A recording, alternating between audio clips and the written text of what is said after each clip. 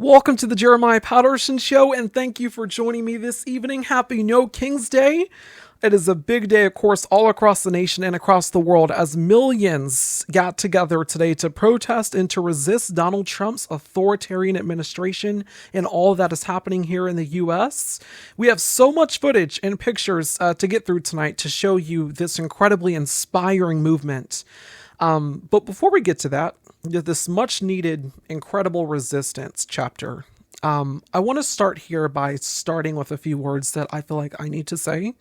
And I know I've been busy on investigative journalism work, but when I do these evening news shows, I feel like I need to do the most urgent reporting on things that have been happening in this administration. And for me, I want to start tonight by essentially talking about what's been going on, because we have been seeing a high number of institutions and individuals who are capitulating to this administration and have bended the knee before Donald Trump took office, and also now that he's taken office again. Plain and simple, these are cowards with no backbone. You do not please a tyrant by appeasing them, because they will only desire more and more of you until you are completely stripped bare of your dignity, of your rights, and of your power. You do not cede power to authoritarian scare tactics. You stand up and you resist, especially if you are in powerful positions to do so. Yet we continue to see this. And what's more enraging is that it is taking place in the industry in which I work, journalism. Specifically, those who are in corporate media, they have capitulated to this man in the most unforgivable, the most unforgettable, and truly repugnant ways. From the millionaire settlements paying him, to firing black and brown reporters and saying we're no longer going to have a section that focuses on black and brown communities in this country, and also censoring those who dare to speak truth in a profession that demands not only telling the truth, but holding the powerful accountable. Again and again this year, we have continued to see that. And I want any of you to know, if you have ceded your power and compromised your work in any way for this man, you are feckless. You are despicable. You are a sellout to honest, truth-seeking journalists, and you should be ashamed for what you have done. As journalists, we do not capitulate to fear. We do not report with favor. And there should be no interference whatsoever when it comes to exposing the truth, because that is our job. It is because of your weakness and your unwillingness to stand up for the truth, accountability, and justice for the sake of flattery and favorable coverage that we are in this moment. And it's also why so many people are turning to independent journalism, because people can actually trust us and our duty to report with fact, without fear or corporate interference. We are grassroots funded, and we are not afraid to expose what is happening. We are not afraid to expose this authoritarian regime. And so for all of you watching me tonight, I want you to know that I will never capitulate to this administration or anyone who threatens my work or the freedom of the press. Here at the Jeremiah Patterson Show, our mission remains to tell the truth and to report the news without fear, favor, or corporate interference. I just wanted to start with that tonight because it's really infuriating watching so much of this happen in recent weeks and months. And I've already talked about this so much here on the show, but it's really gotten out of hand. And, you know, to actually celebrate No King's Day, there's also a double message that's tied to this, and that is the resistance. Because in spite of the capitulation, the resistance movement is growing and becoming more and more fierce and coordinated. And on the topic of journalism, for instance, Pete Hegseth, the Secretary of Defense, recently requested that all journalists and media organizations sign on to a waiver that states that they can only report and publish information if the Pentagon approves of it. Yes, you have your sources in the Pentagon when it comes to talking about the U.S. military, but only if the Pentagon approves can you then publish that information. Only the Pentagon has to read it, and they have to, make sure they want it to go out there before you can publish it. That is despicable. Journalists are supposed to report the news without any type of interference, and to report the truth and to hold the powerful accountable. And because of this, dozens of those media organizations said no, including the Associated Press, Reuters, The Washington Post, Newsmax, NBC News, MSNBC, The Hill, Breaking Defense, Axios, CBS News, The Wall Street Journal, The New York Times, CNN, The Washington Post, ABC News, Fox News, Task and Purpose, NPR, The Atlantic, and The Guardian. They all said, no, we are not going to sign on to this. And they walked out of the Pentagon in protest, abandoning their offices. They're still going to be reporting on what goes on at the Pentagon and also the U.S. military, but they're just not going to be doing it at the Pentagon anymore because that was the condition for which they had to sign on to in order to stay. You must allow us to read what you're going to publish before you publish it. Why? So you can censor it? There's no trust in Pete Hegseth as the Secretary of Defense. As someone who has pledged his allegiance to Donald Trump. I was recently in Durham, North Carolina for former Vice President Kamala Harris's 107 Days book tour. And she spoke about this moment with passion, with clarity, and just excoriating those who have capitulated. I captured her words on this and found it to be inspiring, powerful, and very prescient for this moment. Watch. What they have done now is, out of the Department of Defense, they have told these reporters, and understand there's like White House correspondents and those who traditionally cover the White House. Then there are those, it's a very particular group of journalists that cover the Department of Defense. These are journalists who have been in combat zones. These are journalists who year after year have dedicated their lives to go into very dangerous places and understanding the intricacies of how we do work through the Department of Defense, which, by the way, is $1 trillion federal agency, who do the work of investigative, hard work that is in depth about understanding the nuances of international relationships, all in the interest of making sure the American people are equipped with the information we need based on fact that relates directly to our national security.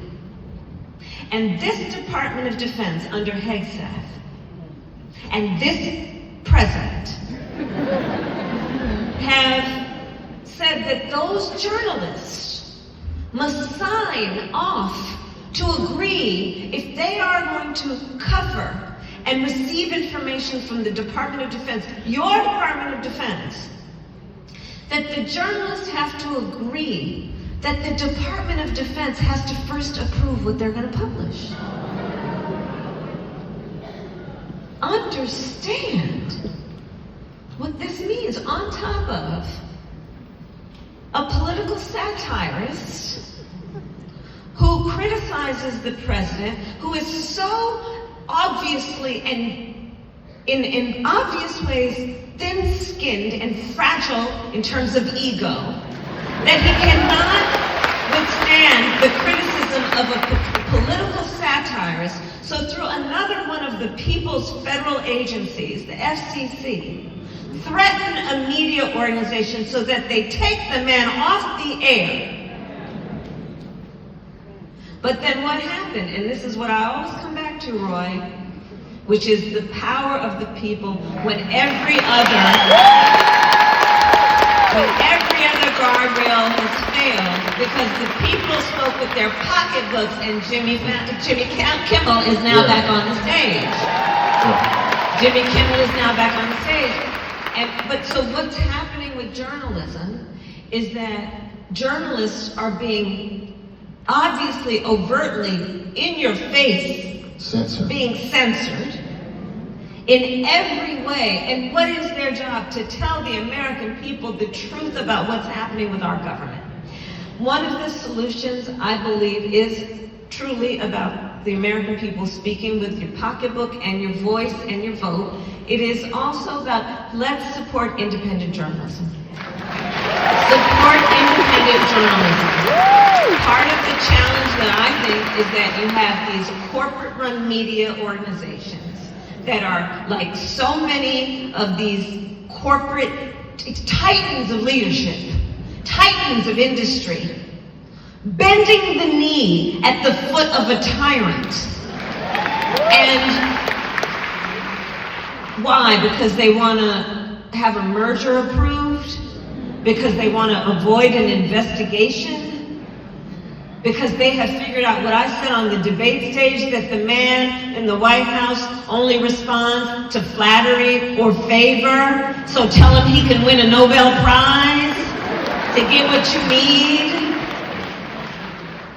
So if the guardrails that we assumed would exist, be it within Congress, again, let's get Roy Cooper in the Senate, let's take back the Senate. If the guardrails we thought that would exist, which is that, if push came to shove, the titans of industry would be among the guardrails.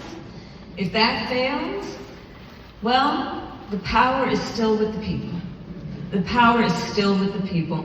And that means, how do we, one, participate in identifying, to your point of the Gen Zers that you have worked with, Yes.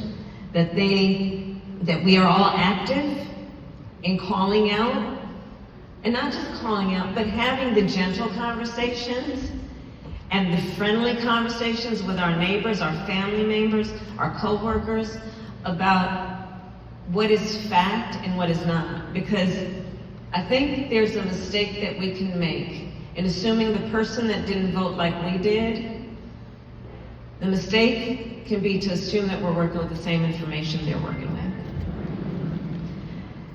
I think we have to realize that we may not always be working with the same information. Once again, that was former Vice President Kamala Harris on her 107 Days book tour in Durham, North Carolina, just eviscerating the capitulation to this administration at every level, from media organizations to institutions and also journalism, and essentially also calling for the need to stand up, to resist and also support independent journalism, and to stand up and to resist what is happening in this country. Just powerful words there. She said the power is with the people. I captured that footage, and she is asked this, of course, by the moderator, Roy Wood Jr., and I really was interested in hearing on what she had to say about that, and so I was very, very proud to capture that footage. There was additional footage, of course, in which the vice president speaks directly to me and answering a question related to supporting independent journalism. For paid subscribers, that will be up and available for you to watch tomorrow. For the rest of you, of course, it'll be released on Monday, so stay tuned for that. The full story and everything and all the footage.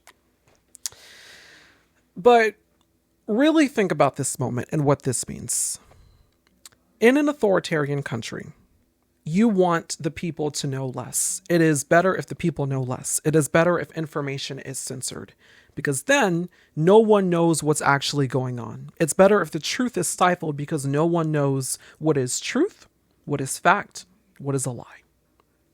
And so if you think of some of the worst actions that have transpired under this administration thus far, men dressed in paramilitary gear, cowardly covering their faces, have straight up abducted civilians off the street. They have shot at people. They have deployed tear gas and viciously assault individuals. Think about the harrowing incompetence that has led to the most stupid and nonsensical decisions from this White House. The hyper-partisan conservative majority on the Supreme Court, which will do anything and everything that Trump asked them to do, including revoking the Voting Rights Act of 1965, which we have talked about at length on this show. We have seen the annihilation of institutions, including the Department of Education, where the special education staff is being reduced, and also at the EPA, where they've stopped actually trying to protect the environment and now are just completely pro-oil and anti-climate assistance to communities that actually very much need environmental protection and help. The government is on day 18 of its shutdown with no end in sight, as Republicans keep pretending like there's nothing they can do to reopen the government when they're the ones that control the House and the Senate and are in the White House. And oh, by the way, they're also not swearing in a newly elected Democratic representative, which would serve as the deciding vote on releasing the Epstein files. Speaker Mike Johnson says it's because the government shut down. Yet he swore in Republican members when the House was not in session before. So that's just, again, BS. We've also seen the indictment of Trump's enemies and the weaponization of the Department of Justice for his benefit, and the Attorney General cozying up to this president, abandoning the rule of law. We've also seen the effort to compromise, to steal, and to end elections in this country, as we are seeing officials who helped in trying to overthrow the 2020 election results be appointed to key election pivotal positions in this country to oversee elections nationwide. I mean, all of this and more have happened in the past 10 months of this evil, white supremacist, regressive administration. What would that look like without journalism? What would that look like without independent journalism to tell the truth about it, to report on it, to get it right? The journalists that are capitulating, the institutions that are capitulating, that is a danger to society. That is a danger to the moment that we are in. Because for authoritarian governments, capitulation is nice. It is also very convenient to their cause. Because then what you then get is effectively state-run media. And you get those who do tell the truth, find themselves bullied, find themselves attacked, find themselves sued. But we cannot afford to compromise and to capitulate and risk that the truth will be lost for what they are doing on the streets of American cities. And while they are continuing their nefarious and horrifying actions and remaining consistent and persistent in those efforts, we have also seen the resistance movement across this country doing the exact same thing. Because what do I always say on this show? Mass resistance defeats authoritarianism. It is the only way to win. It is consistent throughout history and modern times. That's how you stop the atrocities that are happening in your own nation. Because ultimately the power is with the people. And it is the people who keep standing up and who keep fighting back. Think about ICE, for example, and the terror that they are causing in communities. In Chicago, for instance, where ICE has terrorized communities by invading apartments in the middle of the night and putting zip ties on children and women and legal citizens of this country and immigrants. And also tear gassing police officers and abducting people. Citizens are now tailing officers. They are guarding Home Depots and patrolling their neighborhoods. We'll be having more reporting on this story on Monday. But think about how big the resistance movement is growing and how fierce and consistent it is. I mean, according to the Harvard Ash Center, the resistance movement is reaching into Trump counties all across the nation. Quote, in a new analysis, we find that protest events now occur across a wider range of U.S. counties than we observed since January 2017. The share of counties hosting at least one anti-Trump protest has risen markedly during his second term, surpassing the historic spike observed during his first term.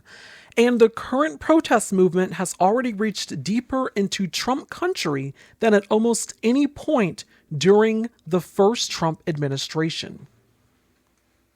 End quote. So again, this is analytical reporting here. Studies have been conducted. that the protest and the resistance movement is not just from those who are pro-democracy in this country, but they're also from people who voted for Donald Trump for whatever reason. And it's showing that people who voted for Trump, they're also joining the resistance movement against his administration. And so here we are. Today is No King's Day. And there were protests today, not just in blue states and in blue cities, but also in deep red states and deep red cities. And the movement continues to grow. This conglomerate of citizens coming together to stand up to fight for their rights, standing up to resist what is happening in this administration, standing up to resist what is happening to their fellow civilians who are being abducted off the streets, standing up to resist what is happening to institutions being gutted and federal workers being fired. We saw massive protest again, the largest in this country since June. Projected, really, analysts are saying the largest in American history for a single day. This was New York Times today in Times Square. This massive crowd here. Look at that. New York Times. New York City today. Times Square, a massive crowd. This is in Charlotte, North Carolina. An enormous crowd here, of course, resisting in Charlotte because not just what's happening, across the country, but also in North Carolina, there's a whole lot going on. They're trying to do new gerrymandered maps in a state that is already heavily gerrymandered. Of course, this here is in Ely, Minnesota. You have young children, elderly folks holding makeshift signs. The American flag standing on the street here. Signs like Save Medicaid, constitutional law, not martial law, no kings. These here were inflatable costumes in DC, which has become a theme joining in on the resistance here. Donkeys against tyranny. This is my favorite one here, featuring Squidward. Sorry for being weird. This is my first dictatorship. Oh, goodness. Here's this one here. These fascist pigs. Essentially, it says, these fascist pigs, I think it says, give the rest of us a bad name. Here's a dinosaur here. It says, make fascism extinct again. I love these inflatable costumes. This is such a serious but also unserious moment at the same time. You see here, look at this. It says, only you can prevent tyranny. Powerful sign, of course. The power is with the people. The power can stop it. It says here, look, lots of signs about due process. You see a whole bunch of signs about due process here as we're seeing people just being snatched up and abducted all across the country. This here was a protest in Atlanta, Georgia. Just huge crowds there. This is Atlanta, Georgia here. Massive crowds gathering together to resist and to come together for No King's Day. These here were pictures sent to the Jeremiah Patterson Show by a subscriber. I asked subscribers of the show to send pictures in of footage, pictures, signs, whatever. This is in Maysville, Kentucky. And these are some really, really good signs. Look, here's this one. It says, when did empathy become radical? Yes, exactly. Goodness, when did empathy become radical? Here's another one. I like my rice. I like my rights with no ice. It's super clever and hilarious. I like my rights with no ice. Here's this one here. We protest because we love America. Here's another one here. Clean up on aisle 47. We stand together. Here's one of my favorites from today. It says here, the only monarchs we want are butterflies. I love this and the unparalleled creativity that went into making this. Here's another one here. It says, y'all means all. Facts over fear. Protect Social Security. No oligarchs. No kings. Here's another one here. It says, Trump must go now. Stop Project 2025. We the people. No kings.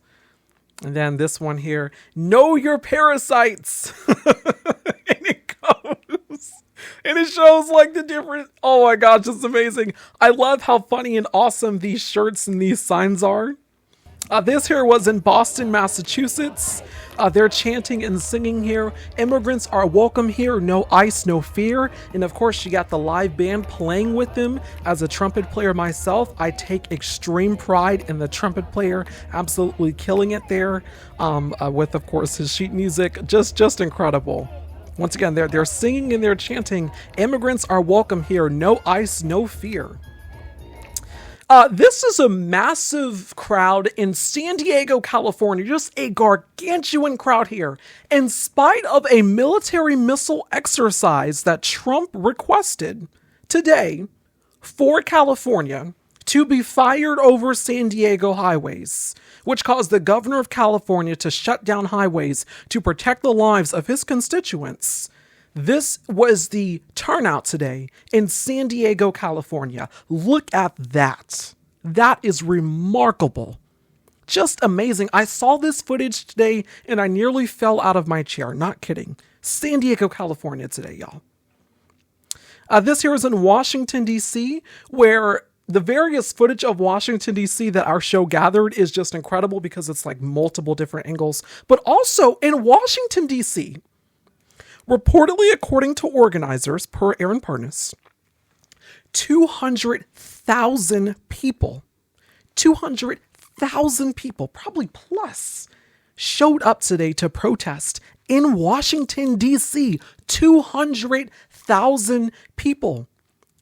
That's nearly 500,000 people in one city in the nation's capital. 200,000 people. Goodness. Y'all, no King's Day. This is here in Philadelphia. Of course, the protests are there as well. The resistance movement ever strong.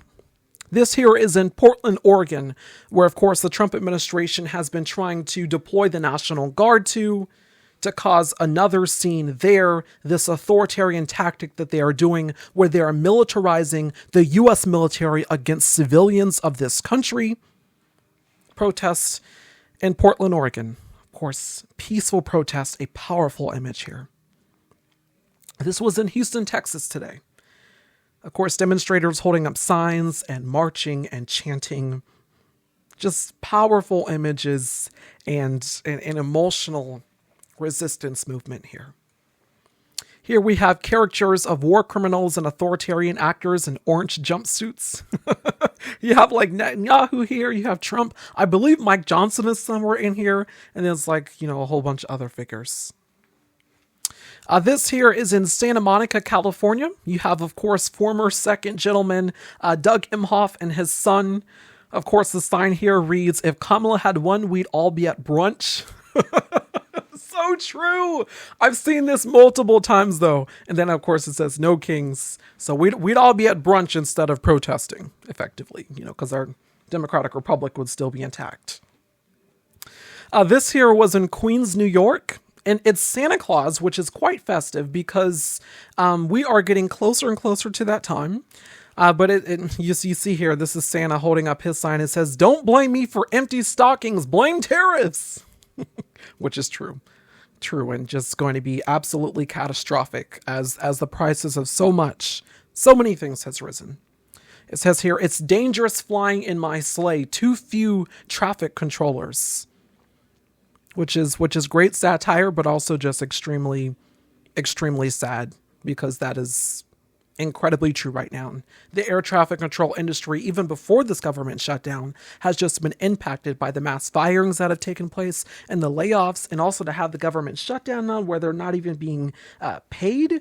I mean, it is truly a crucially devastating time for the air traffic control industry, for the FAA, for DOT. This here was a protest in Freeport, Maine. Of course, you see the movement there. This here is another protest in Maine. Of course, this is a large sign here. It says Collins is complicit. Of course, referring to Senator Susan Collins there of the state of Maine. Of course, she is a Republican, which has been a participant in the most horrific actions of this administration, despite trying to pretend like she's one of the sane Republicans that stands up for democracy. But her constituents are not having it here. It says Collins is complicit.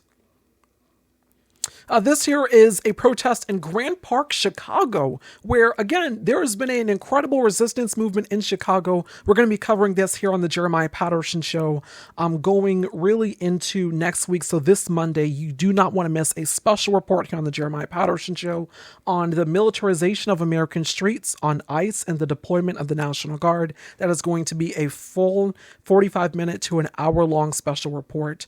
You do not want to miss that. This, of course, is here in Fort Myers, Florida. So we're getting sort of into Trump Town as we're looking at some different cities here. This is Daytona Beach, Florida. So Fort Myers, Florida, and then Daytona Beach, Florida. So you have, both of these places protesting the Trump administration today. This here is in Wilmington, Delaware. Of course, the protest stretched into a neighborhood. As you can see, residents there dancing with their flags and chanting and supporting the protest movement there. Just absolutely incredible here. This here is footage of a protest in Oklahoma. It basically talks about, Oklahoma residents have had enough. Oklahoma, God bless you. Oklahoma has been through so much. Their superintendent, Ryan Walters, is it Walters or Waters? He's just effectively left. And he's no longer in the job as the superintendent for Oklahoma schools. He has been so catastrophic in Oklahoma schools. Of course, you recall he tried to, get Trump Bibles into every single classroom, as well as, do a whole bunch of other weird, nonsensical stuff, like wanting to teach students that the 2020 election was actually stolen, wanting to put that in history books, wanting to make that part of the curriculum. And now he's no longer the superintendent. We're going to have a special report on that and what's going on in the states, as well as we've been following that this year, authoritarian movements in Republican states. So stay tuned for that. So Oklahoma has really been through it. But this was their protest today. This here is footage of protesting in Burlington, Vermont. Signs and chants as they are standing right there, just joining the resistance movement. This here is Duluth, Minnesota. This here is another protest in Chattanooga, Tennessee. Hilarious and creative sign here. Grab them by the the unparalleled creativity of Americans. Love it. You gotta love it. This here is a protest, of course, in Des Moines, Iowa, Gettysburg, Pennsylvania. These incredible signs and the incredible protest that has been happening, of course, all over the country today. Of course, standing next to Abraham Lincoln, as you talk about resistance and really just fighting back. This here was in Morgantown, West Virginia, sent in from a subscriber to the Jeremiah Patterson Show. Here are some signs here. It says, "No Kings." Here's another one. It says, "SOS America." And then, of course, you have this one here that says, "Wake Up Now." Of course, the crowd coming together to form these signs. Just remarkable congregation here. It says, "Wake up now, no kings, SOS America."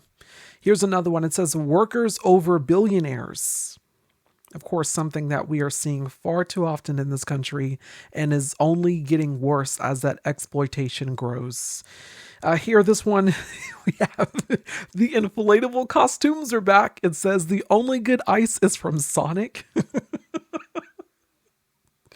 Oh my gosh, the creativity here.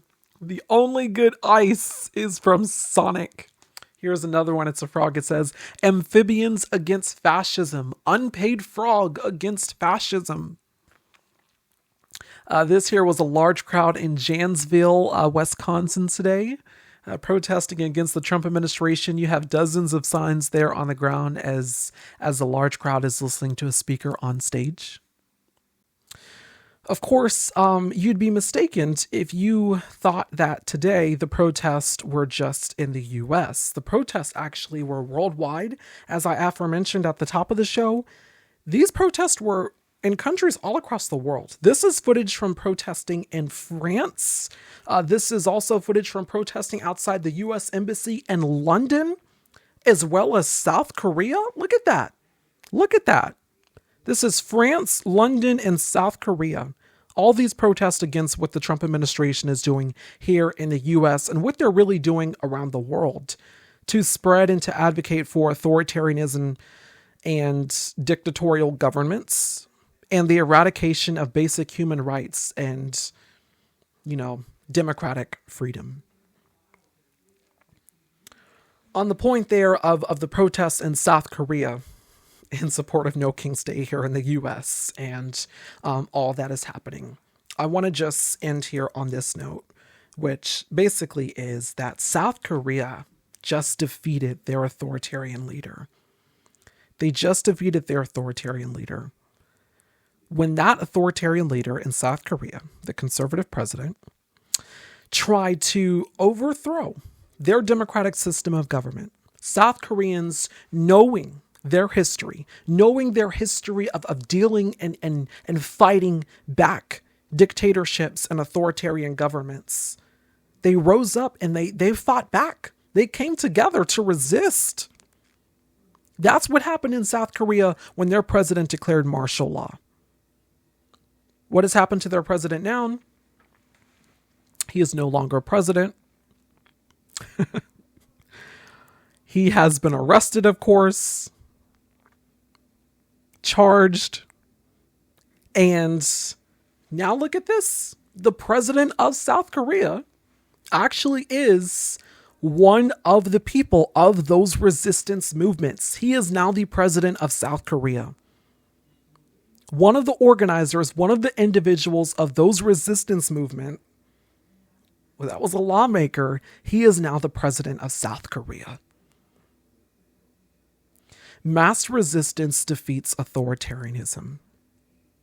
Mass resistance defeats authoritarianism.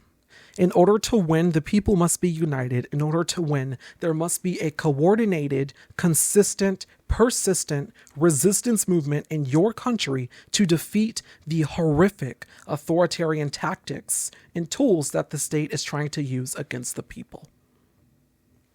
You can win and you can defeat authoritarianism, but it requires mass coordinated resistance. And you cannot grow tired. You cannot give up. It has to be consistent and it has to be persistent in achieving the goal of protecting human rights, of basic freedom of speech, of freedom of the press, and for the press not to capitulate to a tyrant, to a fascistic dictatorial leader in his administration of cowards and sycophants.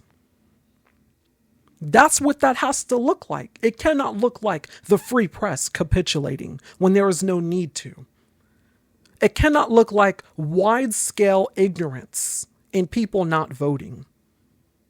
Mass resistance defeats authoritarianism because authoritarianism can be defeated. It just has to work. Meaning, the power is with the people, and the people cannot cede their power. When institutions and individuals that are in powerful positions fail to stand up for what is right and to resist, the power is with you. You, the people. Keep protesting, keep resisting, keep standing up for what is right. The power is with you. Eyes open, heads up, stay focused. Your country needs you. Mass resistance defeats authoritarianism. Thank you so much for watching tonight. I appreciate your support. I'll see you soon. Hey everybody, thank you so much for watching the Jeremiah Patterson Show tonight. Thank you for watching the TJPS Evening News Show. Of course, again, happy No King's Day.